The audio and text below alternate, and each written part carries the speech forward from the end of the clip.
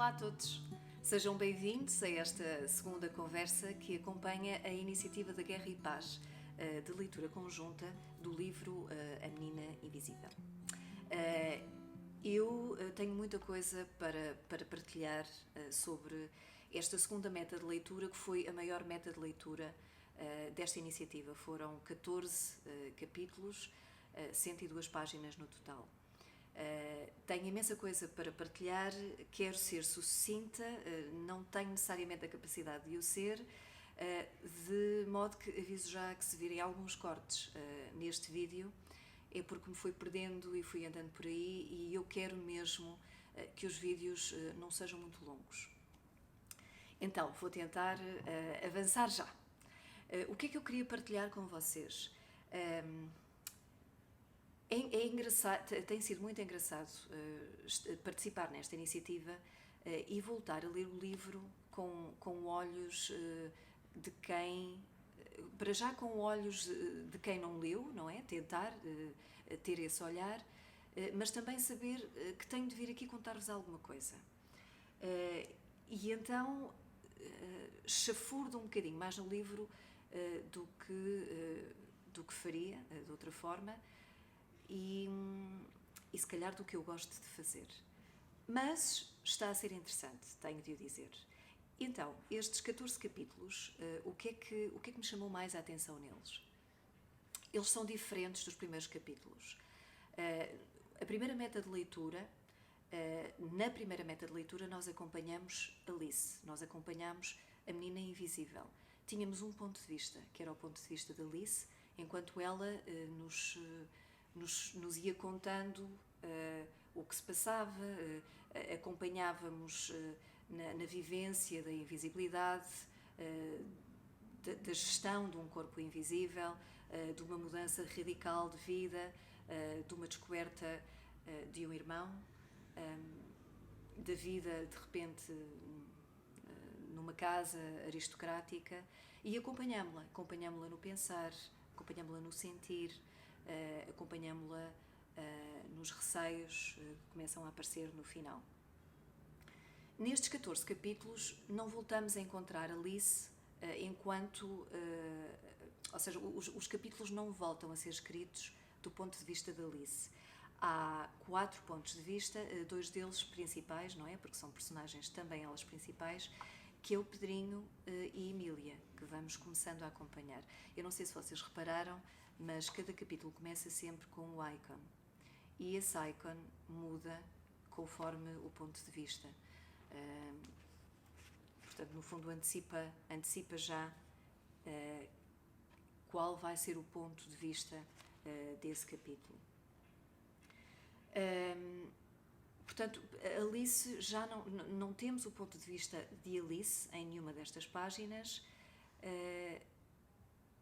mas também não avançamos na história, não é? Portanto, estes pontos de vista continuam no mesmo período em que Alice nos relata nos primeiros capítulos, ou vão um bocadinho mais atrás para contar a sua história, mas nós ainda não avançamos na história, ainda não chegamos sequer ao momento que Alice chegou.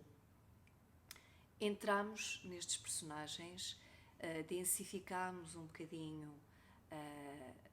tanto os personagens como a história em si, porque Alice não estava a par de tudo, não é? Estamos mais a par das coisas que se passam, estamos a par de como Pedrinho lê determinadas situações, e estamos a par de quem é essa menina dos cabelos de fogo, dos cabelos cor de fogo.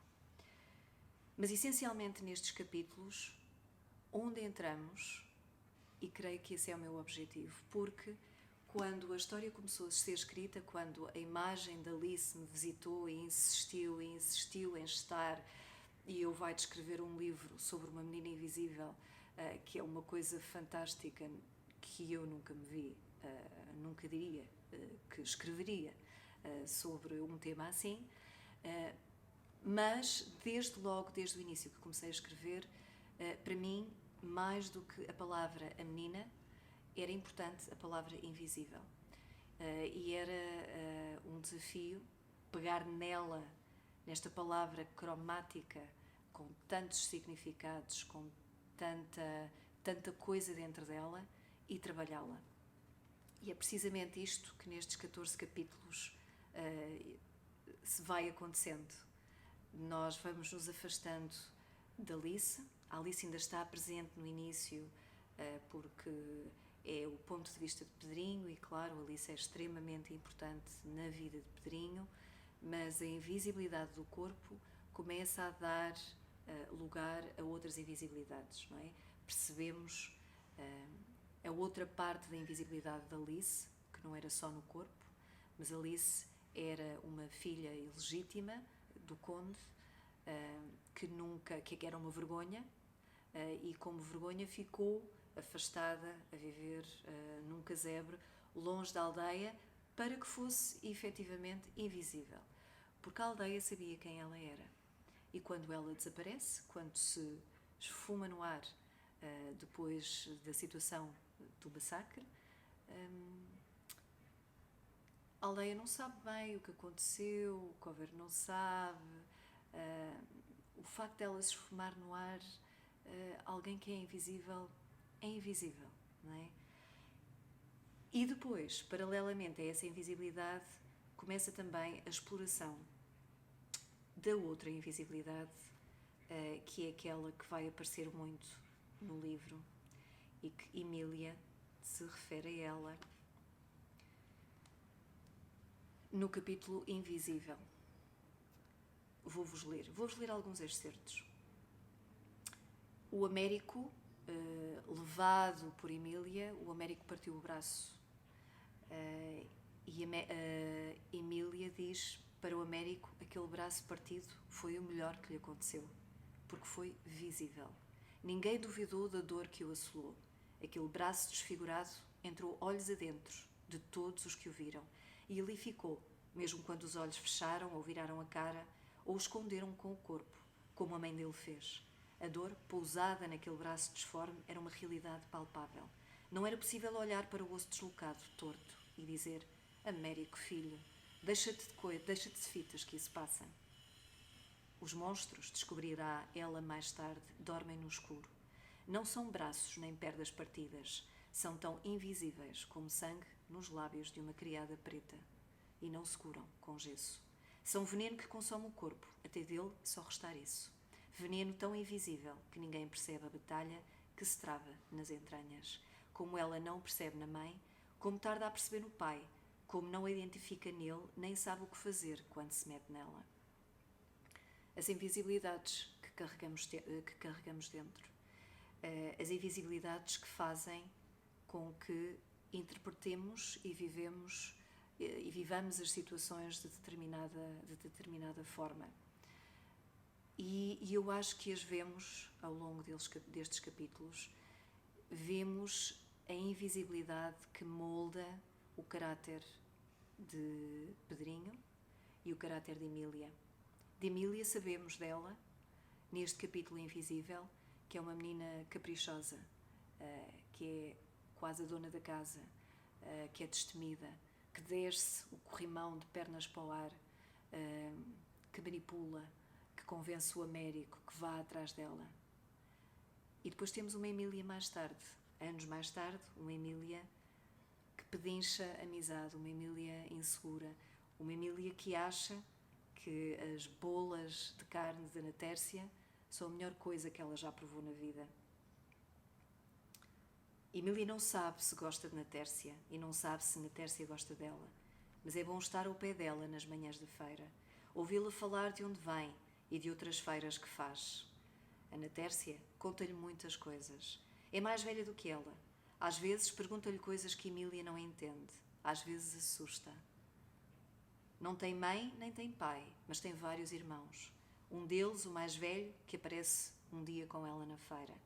Emília, meu irmão diz que gostava de mostrar a ribeira, para ver se é fresca.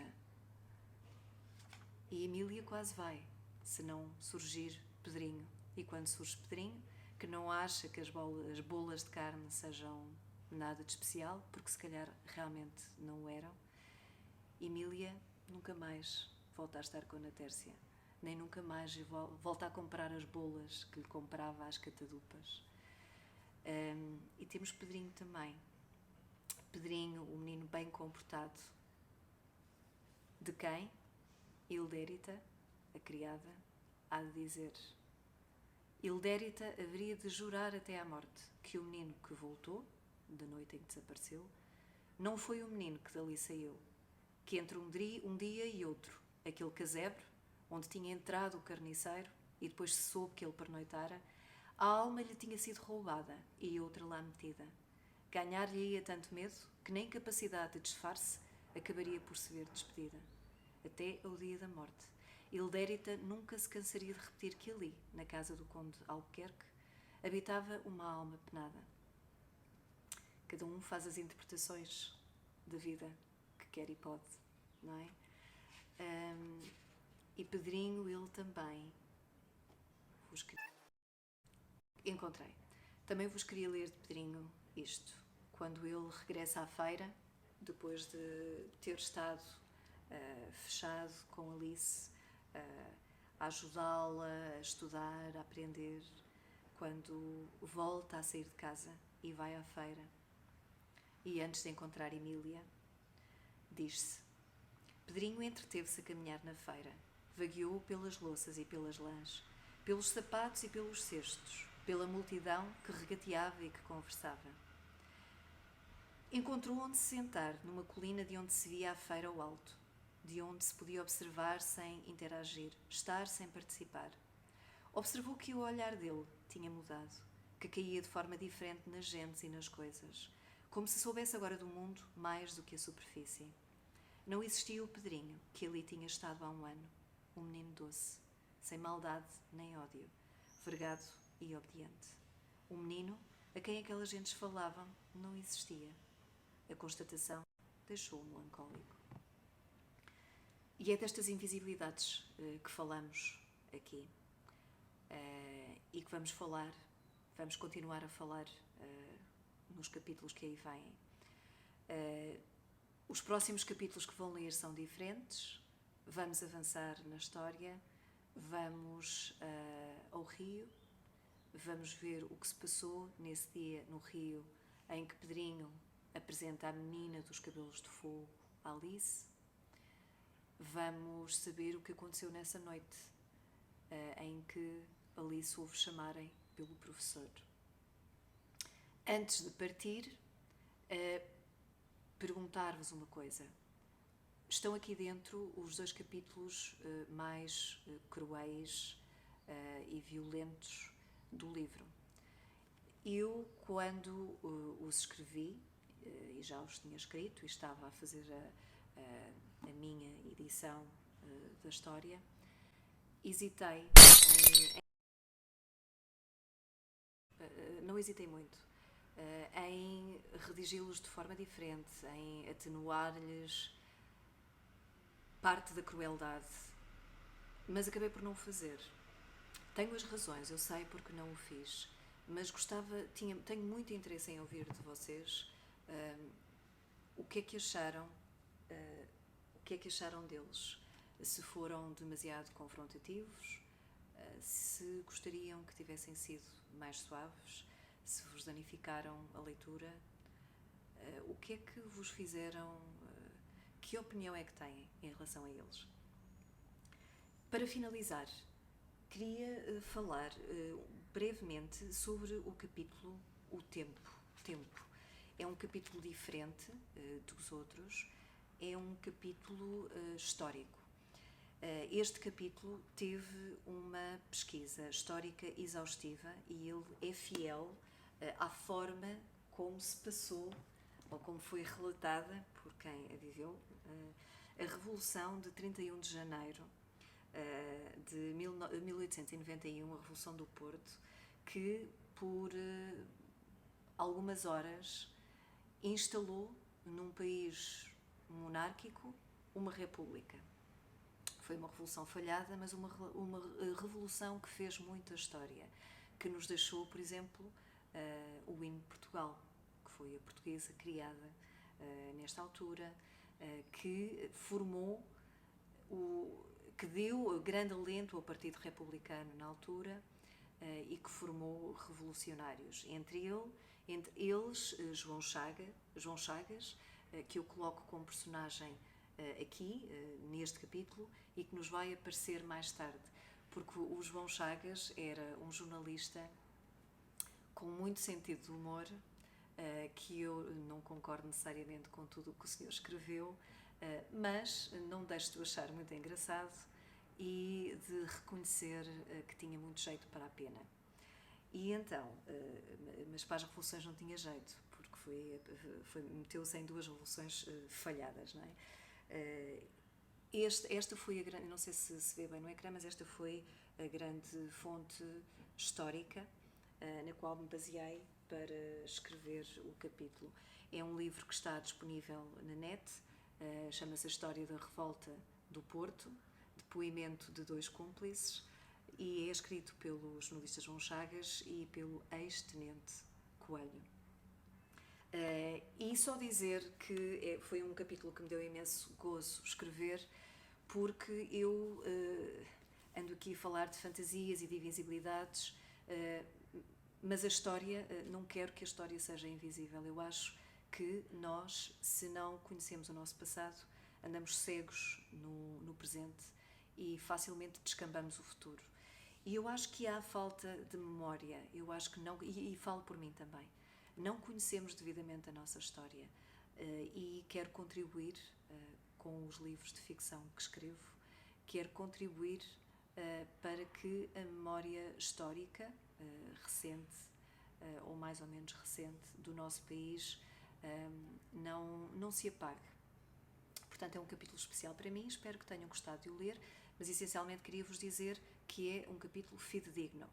Eu avisei no início do livro que o ano de 1907, que curiosamente, também lhe vou dar crédito, foi aos escritos de João Chagas que eu fui imaginar ou medir o pulso daquele ano. Portanto, devo-lhe um bocadinho, que coloco outra vez como personagem. E já me perdi, já não sei o que é que ia dizer, era de certeza muito interessante. Pronto, memória histórica, vamos a ela, pronto, que não seja invisível a nossa história. Pronto, e por aqui ficamos, encontramos-nos na próxima sexta-feira. Espero que estejam a conseguir atingir as metas de leitura. Eu sei que o livro é grande, e pronto, e sei que eu não gosto de ler por obrigação, de modo que tenho um bocadinho de pena de vos estar a impingir datas e que seja tão rápida a leitura deste livro, mas espero que nos acompanhem, espero que nos digam coisas nos comentários, senão vou continuar a fazer estes vídeos um bocadinho assim aqui a meu belo prazer, ok? Até à próxima sexta-feira, continuação de boa leitura. Tchau!